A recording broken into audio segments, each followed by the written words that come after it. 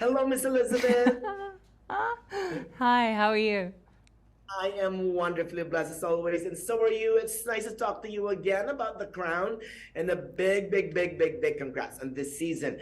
This final season is both heartbreaking and hopeful at the same time. I love it. Oh, good. I'm so glad. Oh, well, I love you as Princess Diana. So, from the movement to the emotional pathos, it was an homage to the princess. Playing her, I suspect, must be both challenging and rewarding at the same time, right? Yeah, that's absolutely right. It's challenging for a number of reasons. It's challenging because there you feel a tremendous pressure to do justice to it. You feel a great responsibility to tell a story that affected people in such a true, real, tragic way. And then there's a great reward that comes from, you know, in terms of your craft as an actor, being trusted with such a huge like a huge challenge, but within a kind of safe environment of a show that's so successful. That's such a great combination. You really get to kind of stretch your muscles. You get to learn a lot about yourself as a performer, and also just I just love playing this character. I mean I really loved her, and it was just, yeah, it was a privilege.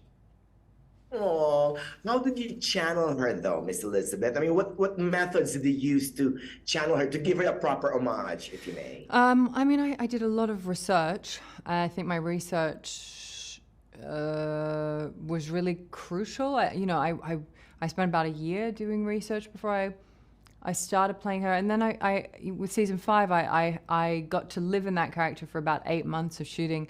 So by the time I got to season six, it was really kind of embedded in me, and I just let myself be kind of free with it. I wanted to, I wanted, I think she was such a complex human being, and then the character has this great deal of complexity as well, and I just wanted to make sure I did all those parts justice.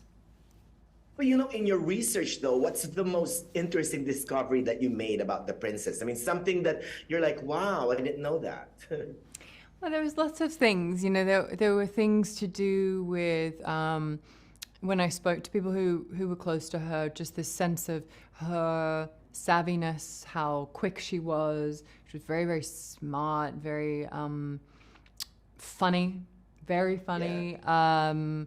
There's kind of really wry sense of humor, very playful. All those kinds of things were really important for me to know.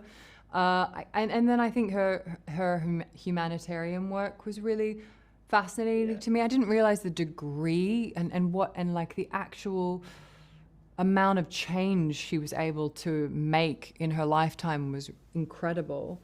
But then there were also lots of like lovely little facts that I would learn. Like I remember learning that she was a terrible cook, and I thought that was kind of wonderful, that she was like, so Yeah. that she would sort of like try and make a pot of pasta and then forget it was on, and then the fire alarm would go off. All these kinds of like glorious Oh, human things, and so those things yes. were, really important.